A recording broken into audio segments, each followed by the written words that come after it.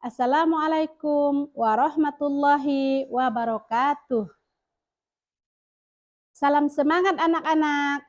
Bagaimana kabarnya hari ini? Semoga sehat-sehat selalu ya. Sebelum memulai pelajaran pada hari ini, mari kita sama-sama berdoa agar pembelajaran kita pada hari ini bermanfaat dan dapat ridho dari Allah Subhanahu wa Ta'ala. Berdoa dimulai. Selesai.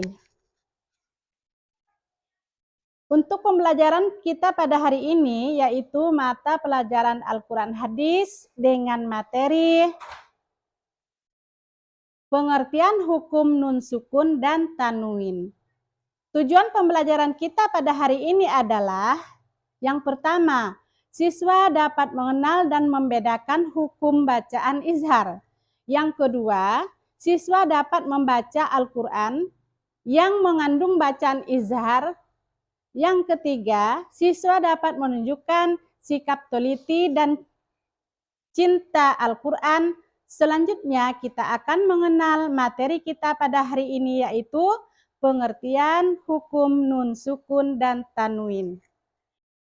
Ketika dalam Al-Quran terdapat nun sukun atau tanwin, maka cara membacanya dibedakan menjadi izhar, ikhfa, idgham, dan iqlab.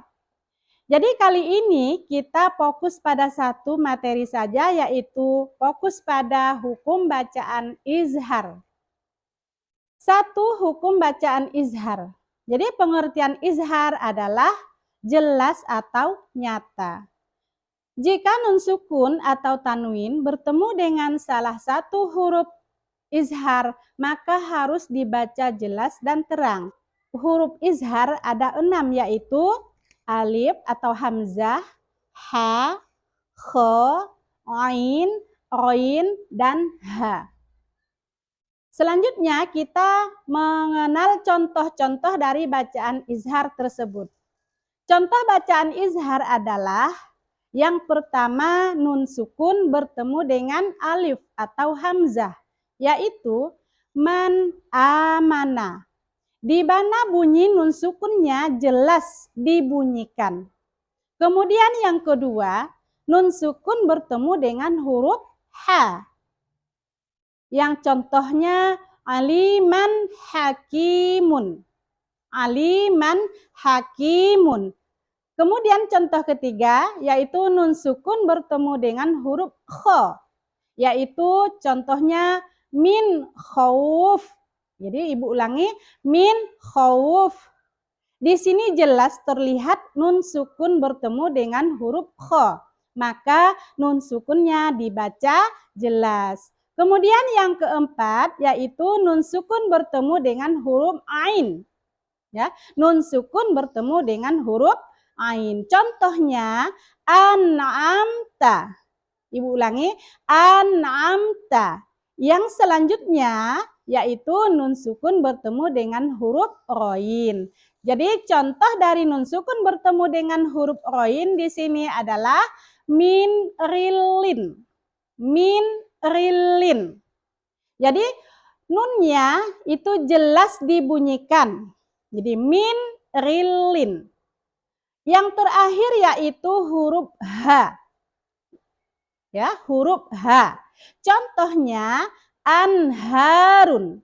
Anharun. Di mana nun sukunnya harus dibaca jelas. Selanjutnya yaitu contoh tanwin bertemu dengan huruf izhar. Tadi di atas kita mengenal nun sukun bertemu dengan huruf-huruf izhar. Sekarang kita mengenal contoh tanwin bertemu dengan huruf izhar. Contoh pertama, tanwin bertemu dengan huruf alif. Jadi contohnya ada dalam potongan ayat yang berbunyi ainin aniyah. Di sini tanwin bertemu dengan huruf alif ya.